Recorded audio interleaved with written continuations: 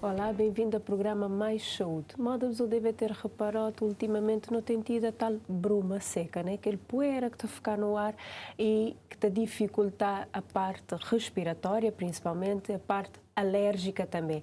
E por esse motivo, nós temos hoje manos a doutora Maria do Céu Teixeira, que é alergologista, para falar-nos exatamente dessa questão, bruma seca e suas consequências, nomeadamente consequências para a saúde, né? Doutora Céu, muito obrigada por você participação hoje no programa e para estar a falar-nos dessa questão das poeiras, né? A dita bruma seca. E qual que é a importância, né, de nós estar a falar disso hoje? Boa tarde. Em primeiro lugar, agradecer o convite para estar aqui a falar sobre esse tema, que tem um impacto grande na saúde, principalmente nas pessoas que têm problemas respiratórios.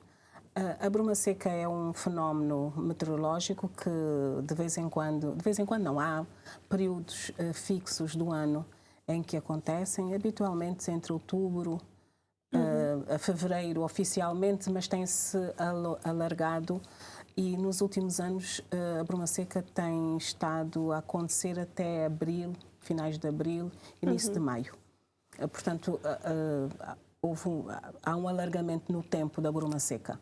A bruma seca não é mais do que poeiras, um excesso de poeiras na atmosfera.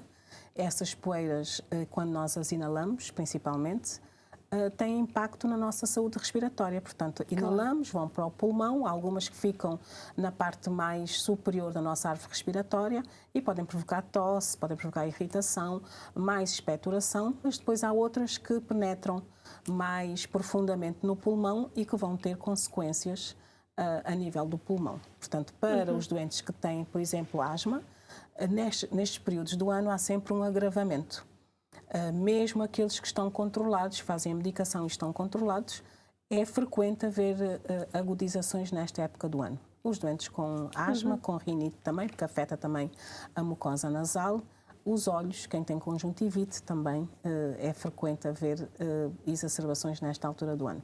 Para além de outras consequências, não só da parte alergológica, porque estas poeiras, quando nós inalamos, porque as poeiras têm uma composição muito complexa. Trazem na sua, portanto, são compostas por vários materiais, por vários componentes, várias coisas, entre aspas, para além da matéria inorgânica, pode ter também componentes orgânicos, nomeadamente micro-organismos, fungos, bactérias, e quando nós inalamos, portanto, entram em contacto com a nossa mucosa e podem provocar infecções. Várias, que nós vamos... Várias, né, que nós devemos ver depois com calma. Portanto, essa questão de poeira é uma situação recorrente, né, no nosso país, por isso é que nós tentamos trazer esse tema hoje ali para falar dele, né? E modo você dizer bem, ele pode ter várias consequências. Hoje nós temos focar a questão das alergias, né? Você acaba por falar ali na rinite, na asma, mas também não tem que as tais infecções respiratórias que podem acontecer. Portanto, de uma forma geral, qualquer que as situações mais frequentes ou complicações mais frequentes que você tem recebido a nível do hospital, a nível da clínica, na nossa realidade, vá. Realmente aquilo que mais preocupa é realmente as doenças alérgicas, porque portanto, é perfeitamente conhecido e sabe-se que a mucosa, portanto, o tecido que tapeta tanto o nariz como a árvore respiratória, portanto, o pulmão, fica mais afetado, habitualmente fica inflamado. E quando fica inflamado, as queixas são mais frequentes. Sim. E portanto, o asmático e o doente com rinite já têm por si só, portanto, de base, uma inflamação. E quando inalam estas poeiras, essa inflamação é exacerbada. Portanto, as queixas são muito mais exuberantes. Independentemente do doente ser um doente controlado ou não. O doente que faz a medicação, é claro que está controlado, faz a sua medicação regular. É claro que estas queixas poderão ser menos exuberantes, mas os doentes não controlados, aqueles que não fazem a medicação, habitualmente têm sempre agudizações muito complexas nesta altura do ano. E isso portanto, é visível pelo aumento da demanda às consultas, às urgências, que aumenta sempre nesta altura do ano, relacionada com esta alteração do tempo. Sim, do clima. Portanto, quando você está a dizer agudização, quando você está a dizer exacerbação de sintomas, não te de falar concretamente de quais? Se calhar que as pessoas que estão a sofrer de alergia já sabem o que é que estão a sentir, mas para quem não, maneira que está a identificar que pode ser uma alergia ou uma outra situação mais complexa. Portanto, quem já tem a sua alergia, habitualmente, se é uma asma, habitualmente é tosse, dificuldade respiratória, há aquele barulhinho no peito que é característico dos doentes que têm asma, aquilo que nós chamamos de pieira, um tipo de um assobio, são estes sintomas mais frequentes. Para os doentes que têm a rinite, habitualmente o nariz, portanto, é o nariz entupido, espirram mais, coçam mais o nariz, têm mais a água, portanto, uma rinorreia, uma água a escorrer pelo nariz, são queixas que acontecem, portanto, que traduzem, no fundo, os sintomas relacionados com estas doenças. Não esquecer os olhos também, que ainda por cima é um órgão que está em contacto com o ambiente, que também sofrem bastante nesta altura do ano pelo contacto com as poeiras. E quando você te fala, portanto, isso é aqueles sinais de alergia, não é? Sim, basicamente, não é? Rinites, etc., que você dizer, mas quando eu te falar especificamente de infecções respiratórias, quais? Quais que não tive de falar? Qual que é a sintomatologia e maneira que é o tratamento nessas situações concretas? Pronto, em relação às infecções, afeta também mais estes órgãos que eu referi, sim. o nariz e o pulmão. Portanto, as rinites infecciosas ou inflamatórias, que têm também muito a ver com estas queixas de espirrar, coçar o nariz mais tapado e uma secreção mais frequente. Portanto, são as rinites e depois as pneumonias. Tosse, habitualmente tosse com expectoração e acompanhado de febre. É frequente também haver aumento nesta altura do ano, porque estas poeiras também podem trazer, como eu disse anteriormente, micro-organismos, tanto bactérias como fungos, como vírus na sua composição. E ao entrar em contacto com o nosso órgão respiratório, podem perfeitamente provocar estas queixas.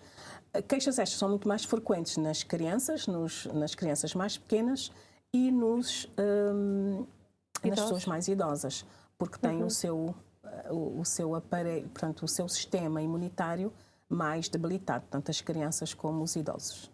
Portanto, também acredito que as pessoas que desgabam ser mais frequentemente com esse tipo de queixas nessa altura, não é? Sim. Portanto, não tem essa questão que nunca está a poder mudar, que esse bruma seca nunca está a poder fazer nada aquele, acho eu, né? Mas não poder mudar comportamentos. Sim. E em relação à bruma seca, é um fenómeno natural, sem dúvida, mas que também nós percebemos que tem vindo a aumentar nos últimos anos. Isto tem muito a ver com as alterações climáticas. Exatamente. Portanto, com a intervenção do próprio homem na natureza.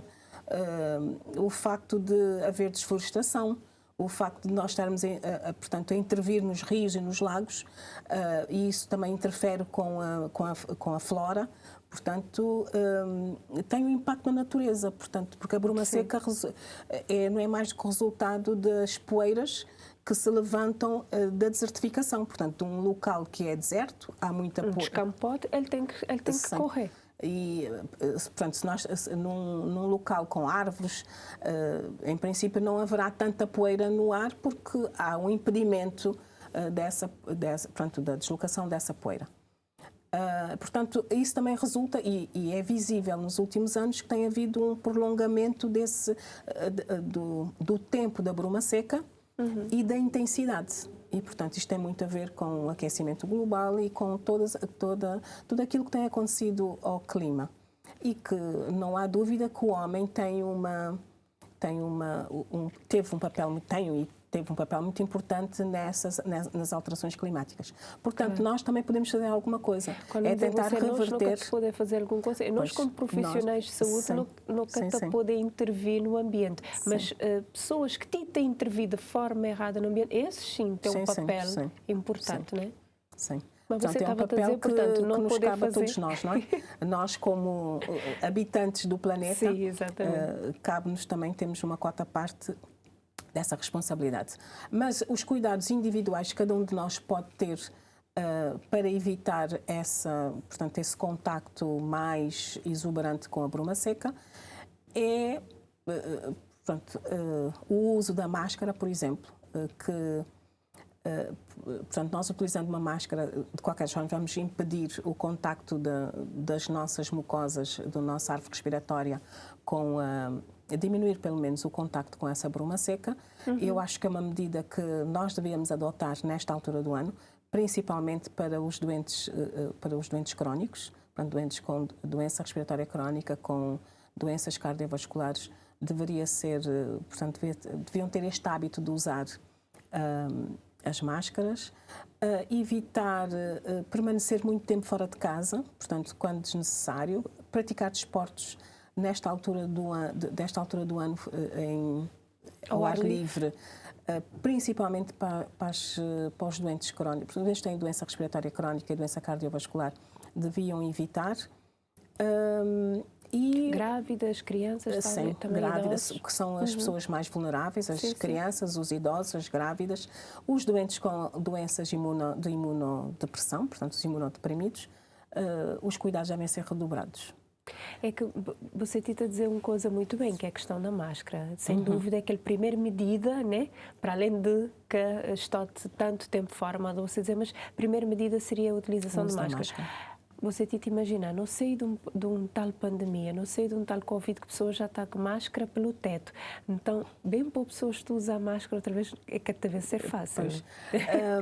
Pronto, não obrigar as pessoas a usar máscara, mas aconselhar portanto, as pessoas mais vulneráveis a usarem a máscara. Portanto, e acredito que é uma medida simples que pode ter um impacto na evolução da sua própria doença, para além de aqueles que estão a fazer medicação continuarem a fazer a sua medicação também, que é essencial, não é? Manterem a medicação, se for preciso consultar o médico para acertar a medicação, porque nesta altura do ano muitos dos doentes precisam de um ligeiro aumento da medicação para se manterem estáveis e pronto, estas medidas simples acho que pode minorar o impacto que a bruma seca pode ter na saúde destes doentes. Portanto, essa alteração do comportamento é necessário, né, doutora? Sim, porque se não espiar no mundo orientais, tu usa máscara até porque está poluição. Sim. O ar está poluído. Sim. E eu acho que cada vez mais nós devíamos adotar essa prática, porque cada vez mais também o nosso ar é mais poluído e o ar poluído tem sempre impacto na nossa saúde respiratória. Está mais que provado que a poluição tem consequências na nossa saúde respiratória.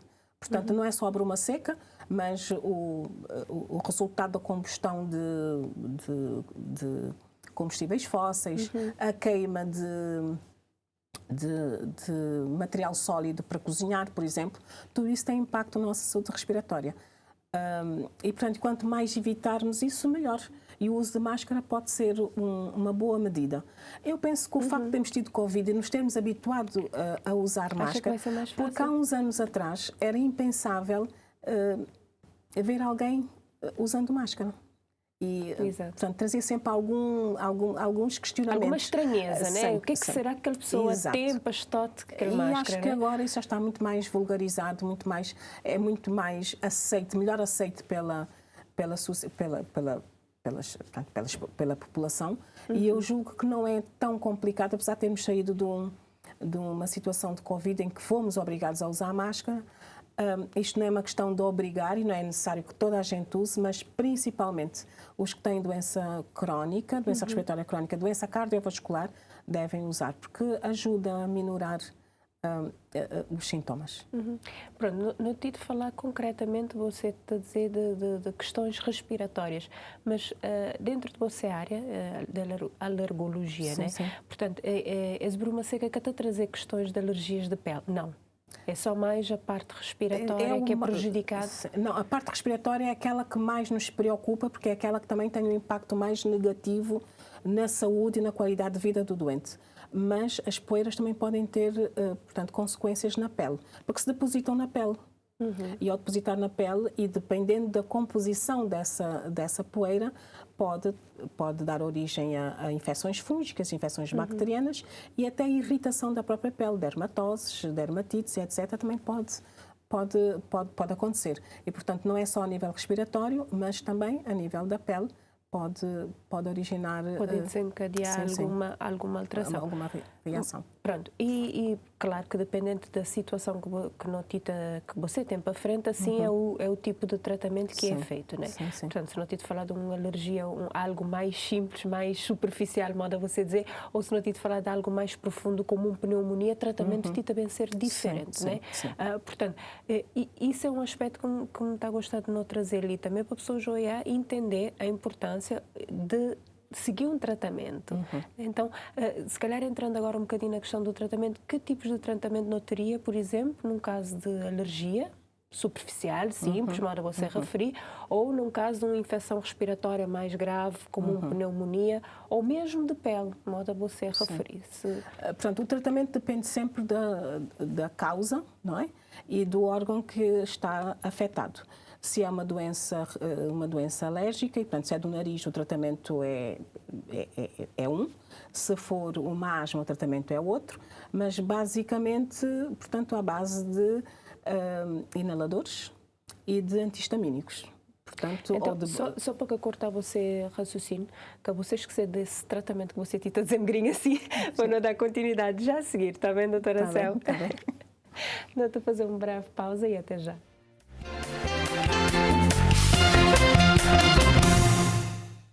Bem-vindo à segunda parte do programa Mais Saúde. No Tita falamos de bruma seca e suas consequências, mais especificamente as questões alérgicas e infecções respiratórias.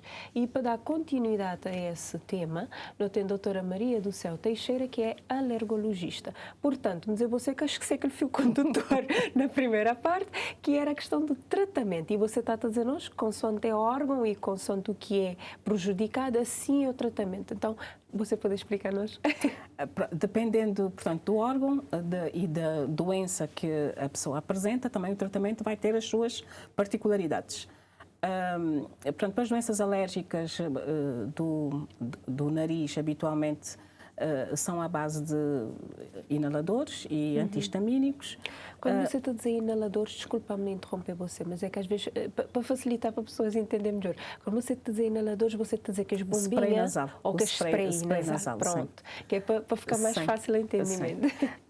E no caso da asma, há sempre, portanto, o tratamento preventivo, se for uma situação mais prolongada no tempo e mais grave, também à base de inaladores, portanto, de bombinhas, as tais bombinhas, e não há que ter medo de bombinhas, porque são o tratamento de eleição para este tipo de situação e, portanto, e nas agudizações também o tratamento específico, também habitualmente ou é com xarope ou é com uma bombinha também, e com outro tipo de medicação. Portanto, isso é o tratamento específico que habitualmente deve ser feito sobre a orientação de um profissional de saúde, para orientar corretamente, fazer o diagnóstico correto e a medicação correta. Não esquecer que a medicação deve ser, portanto, deve ser cumprida de acordo com aquilo que foi prescrito. Portanto, evitar fazer a mais ou a menos, porque para cada medicação há timings e tempos específicos para cada situação clínica.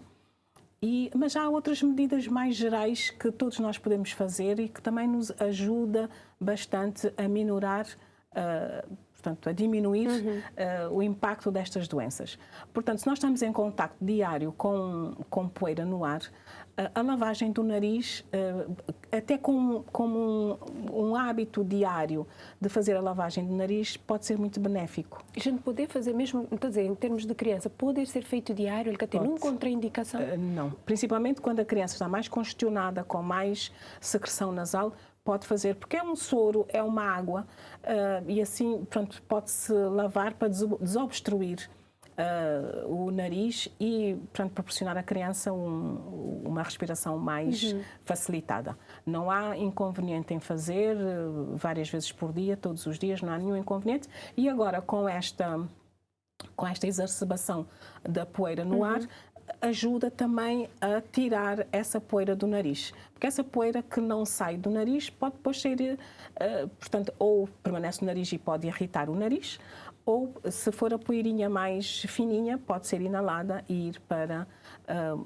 os brônquios e o pulmão e, portanto, levar a outro tipo de sintomas. Portanto, a lavagem do nariz acho que é uma medida que nós podemos... É porreiro, porque geralmente, me perguntavam-se isso, porque geralmente mais se ficar receio. Mora você dizer, crianças é que normalmente, né, a gente a fazer as coisas com mais frequência.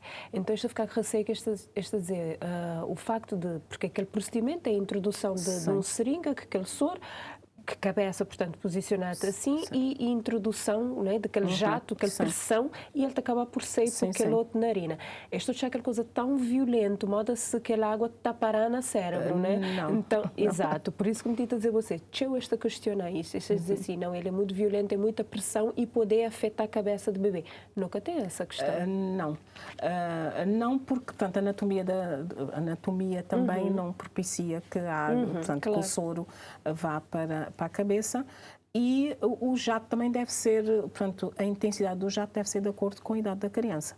Portanto, não é sempre o mesmo jato, até porque há dispositivos à venda nas farmácias e que a pressão que sai desse dispositivo é diferente de acordo com a idade da criança.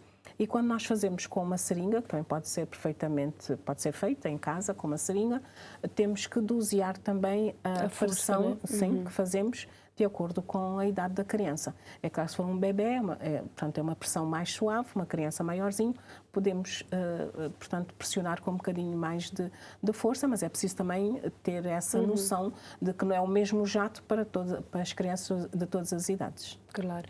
Outra questão que também é mais te levantar, me tenta frisar sempre mais, porque é que as que me trabalham mais perto, e mora você dizer, criança é que as que mais dificuldade a passar com esse tempo, seca, e que os doentes crónicos e idosos, né?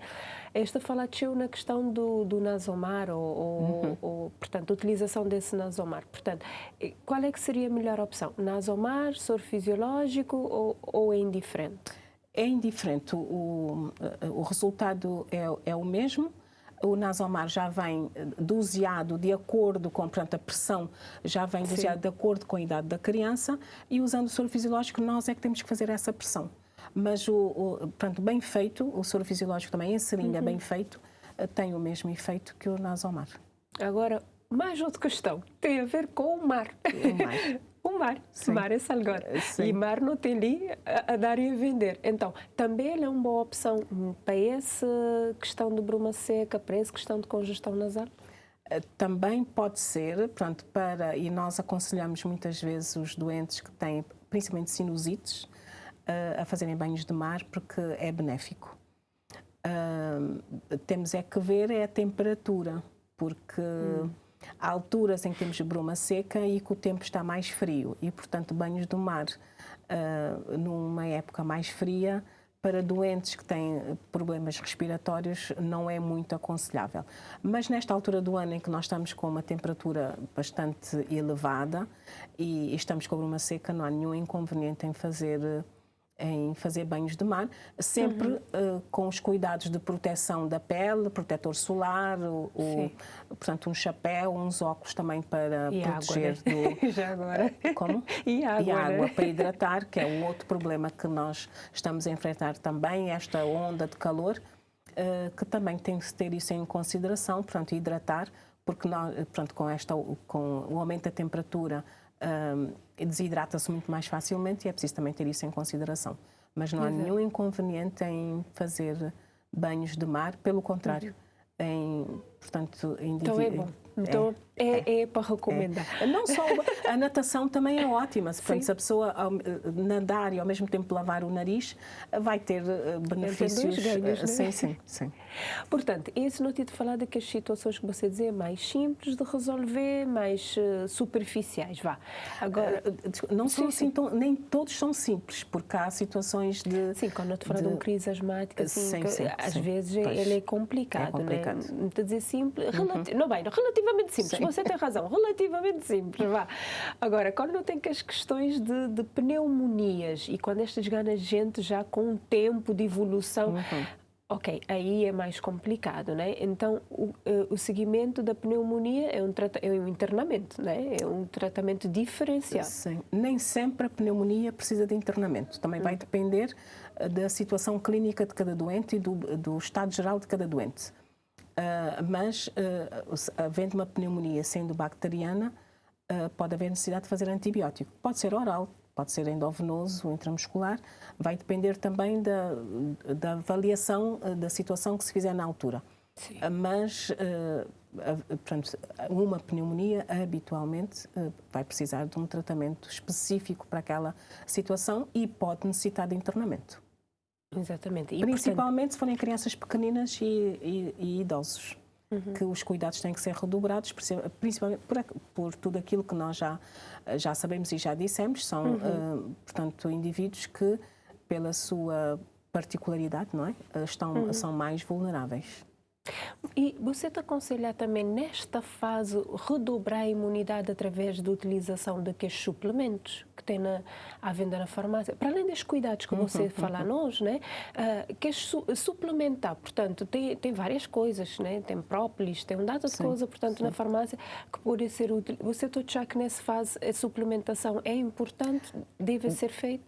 Bom, eu não vou falar sobre isso porque não é a minha área. Sim. Não tenho conhecimentos suficientes para estar a discorrer sobre esse assunto, mas portanto, para nós, para o reforço da imunidade, sugere-se que haja uma boa alimentação, uma boa hidratação, portanto, alimentação diversificada e com padrão de qualidade, não é? Portanto, dentro daquilo que é básico, uma proteína, frutas, vegetais, diversificada, e acho que é importante, é bastante importante. Bastante vitaminas, não é? No caso. Sim. Pois, por isso que me a falar você da questão da suplementação, que basicamente é vitaminas que eles têm, é vitamina C, é próprios, portanto, é nesse sentido. Então, já que talvez pode ser um mais-valia, pode ser um ganho, exatamente. Outra curiosidade que mais te desgana a mim a perguntar, e que provavelmente também as desgana a você, porque não acredito que você está atendendo sua criança, é a utilização, por exemplo, de alho, cebola, queijo, fumos, enfim, né? Aquelas coisas caseiras. Qual é a sua opinião sobre isso e o que é que efetivamente está a fazer sentido e pode ser utilizado? Sim, mal não faz, portanto não está contraindicado. Daí até dizer que vai curar ou tratar, também pronto, não é, acho que não vamos só por aí, porque não vamos tratar nem uma crise de asma, nem uma rinite, nem sequer uma pneumonia ou uma infecção respiratória, mesmo que seja viral, só com alho ou cebola. Exato. Mas, como eu lhe disse, portanto, são alimentos que não fazem mal e, portanto, que não há nenhuma contraindicação em fazer. Nós recomendamos muitas vezes para as crianças que têm infecções respiratórias ligeiras a utilização, portanto, de líquidos, bastantes líquidos, água, sumos naturais e também, e até porque sabemos que é um hábito em Cabo Verde e que também não tem nenhuma contraindicação, que até pode ajudar, que é a utilização daqueles xaropes caseiros de cebola, cenoura, mel ou portanto, ir tomando aquele... Isso é ingerir, você está a dizer, mas para além disso, ainda mais está a utilizar a cebola que está a pôr num recipiente, com água, para que ele bata e inalar no quarto, né? Como se fosse um umidificador, mas caseiro. Isso então, também não está contraindicado, também não há porque problema. Umidificar as vias respiratórias ajuda a libertar as secreções e, portanto, libertando as secreções, a respiração também fica muito mais facilitada. Também nós aconselhamos a fazer vaporização com água, portanto, o vapor que sai da água quente ajuda a umidificar as vias respiratórias e ajuda a respirar, portanto, a respirar mais facilmente. Portanto, não há nenhuma contraindicação também. Certo. Então, em jeito de conclusão, doutora Célia, assim, se não tivesse de pôr por tópicos para facilitar a compreensão de quem que te assiste hoje, se não tivesse de pôr por tópicos que as medidas que você achar essencial, porque eu não falar de várias, né, ao longo de todo o programa, se não tivesse que elencar assim numa determinada ordem, o que é que você estava a aconselhar? Em primeiro lugar, evitar o contacto com essa poeira, com essa bruma seca. Portanto, evitar permanecer muito tempo ao ar livre. Evitar fazer exercícios ao ar livre. Nós sabemos que temos o hábito de fazer caminhadas, não é? Certo. É um hábito já enraizado na população cabo-verdiana, que é muito saudável, mas para, nesta altura do ano, talvez diminuir esse período em que fazemos a caminhada ou fazer o tipo de exercício num ambiente em que há menos poeira no ar. Para os doentes com doenças alérgicas crónicas, para os doentes com doença cardiovascular, julgo que é prudente não fazerem exercício ao ar livre nesta época do ano. Mesmo com máscara? Não dá, não é suportável. Pois, isso agora vai depender também de cada um, não é? Se consegue fazer a caminhada ou um exercício com a máscara, pronto.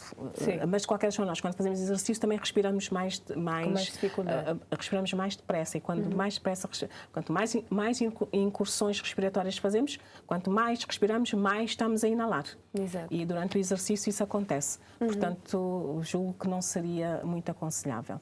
Portanto, o uso da máscara sempre que possível. Portanto, é aconselhável o uso da máscara. Para os doentes que fazem medicação, portanto, manterem a sua medicação de forma regular regular, portanto, não deixarem de fazer a medicação. Pronto, em termos gerais seria isto, não é? E manterem também o seu seguimento com o seu médico assistente, até para se poder, se houver alguma alteração, para se poder detectar atempadamente e tomar as medidas também adequadas atempadamente. Portanto, me espera que, a partir de agora, não que nunca tenha falado disso antes, mas é sempre bom reforçar, modo dizer você, essa questão climática é recorrente, então esse programa também tem que ser recorrente, tem que seguir a mesma linha, né? Para sempre relembrar. Me espera que estes pequenos, portanto, pontos que você levanta ali, também se calhar acrescentar aquela questão de lavagem nasal e etc, sim, né? A umidificação ou mesmo aerossol, né? Que pode ser uma questão aerossol, que nunca tocar, aquela questão da aerossol também, que pessoas estão a dizer, vai fazer aquela fumacinha, né? Vai fazer aquele a nível de saúde. Portanto, tudo que as pequenas medidas ali também reforçar esse comportamento da pessoas, respiratória. sim, exatamente, no sentido de pessoas tomar atenção e ter mais cuidado que seja saúde respiratória e questões alérgicas. Portanto, não precisar de um alergologista na bruma seca, não precisar de mais infecciologista, não sei. Que áreas, que profissionais que não podem recorrer se não tiver esta manifestação? Clínico geral? Sim, a porta de entrada do Sistema Nacional de Saúde é 100% de saúde, não é? E, portanto, para qualquer queixa, aquilo que se sugere é que procurem o seu centro de saúde, onde será feita a primeira abordagem e, de acordo com a situação, depois será encaminhado, se necessário, para um especialista. Porque a maior parte destas questões são questões que a maior parte dos médicos, dos clínicos gerais, quem lida com crianças, com adultos, consegue abordar com alguma facilidade. Portanto, não há necessidade de se recorrer exclusivamente ao alergologista, ao infecciologista ou ao dermatologista. Portanto, até porque a saúde a saúde, habitualmente nós somos um todo, não é? Devemos ser vistos de uma forma holística, não é? Sim. E os médicos que trabalham nos centros de saúde estão, portanto, bastante familiarizados com esta situação e que podem fazer o devido tratamento e encaminhamento. Sim. Portanto, resolvem a maioria destas situações. São as situações mais complicadas e que necessitam muitas vezes de exames complementares, coisas mais específicas, então encaminham para o hospital ou para um especialista. Doutora Céu, obrigada por você ter aceito o convite. Estou de falar-nos sobre esse tema e esclarecer-nos sobre as medidas que é importante para a mudança de comportamento de nós, população. Então, espero a você numa próxima vinda. Prevenção, que eu acho que é o mote para o bem-estar, para a saúde da população, não é? Nós temos que apostar muito na prevenção, que se apostamos na prevenção, acho que teremos uma qualidade de vida e uma saúde de muito melhor qualidade. Exatamente. Muito obrigada. Esse foi o nosso programa sobre bruma seca e seus consequências. Moda doutora dizer, e bem, essa situação de prolongamento dessa época de bruma seca tem muito a ver com a ação humana. É nós mesmos que tenta destruir nosso ambiente, nosso planeta e nossa saúde, principalmente. Então, a modos que também está a competir a nós, mudar comportamentos, não só em relação a nosso ambiente, mas em relação a nossa saúde. Portanto, várias medidas foi ali enunciado pela doutora Céu e muito espero que você tenha captado, apontado tudo isso, para poder ter um melhor controle de saúde e perceber o que é que pode ser feito ou não nessa questão da bruma seca, não é? Até o próximo programa e tenha mais saúde.